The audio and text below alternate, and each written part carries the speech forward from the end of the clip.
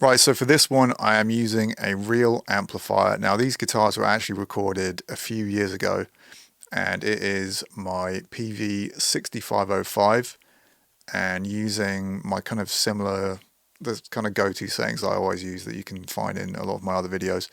Recording this one as I wrote it, just for the sake of doing a demo, so just recorded it section by section, as you can see. And I'm going to play you the guitars. So this is just the amp DI, so we can have a listen to one of them without the impulse response on it. Horrific. And then with the impulse response on it. So let's listen to the guitars in the mix. Now this is not one of the mix ready EQ impulse responses. This is just one of the standard ones. So it's the same guitar amp and the same impulse response on all 4 tracks using STL Ignite Libra to load the impulse responses. I'm just using this top patch here, number A, cab 1, top right speaker, the SM57 in position 4, and that is the same across all 4 guitar tracks, and this is with no EQ, just a little bit of multi-band compression.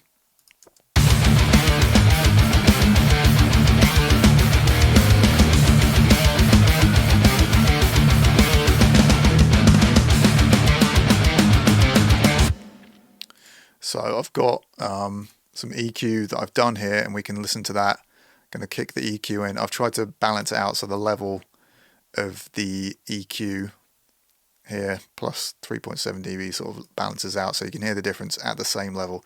So this is without, with,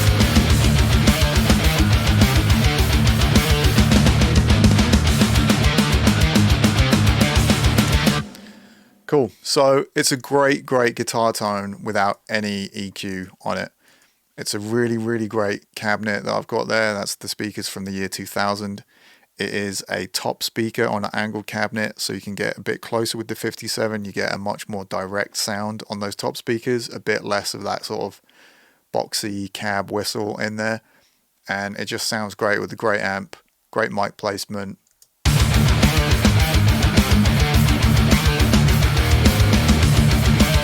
I think the raw tone itself sounds really good in the mix, but with some processing we can finesse it just a bit more. So let's check out the processing. Now this is not as detailed as I've been doing more recently, and I've been trying to just showcase just how good you can get your guitars to sound with more basic kind of broad strokes. So doing some high pass, low pass filtering, so cutting below 70, cutting above 12k, and then just removing some of this kind of usual woomphy low end area. I'd much rather do a kind of carve this area out but leave some of the stuff below it, and then tackling some of the mids here.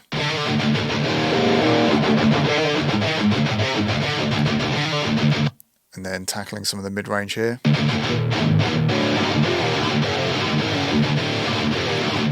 More of that kind of nasally mid-range, upper mids.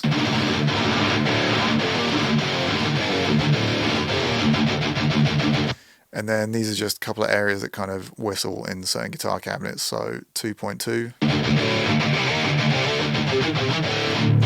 And then 4.3. And that is it. That is really kind of basic guitar EQing. So if you've got a really good source tone, a really good cabinet, really good mic placement, recorded in a good room, you're going to have no problem getting good guitar tones. And as I said, with the EQ turned off, just using some multi-band compression still sounds really solid in the mix.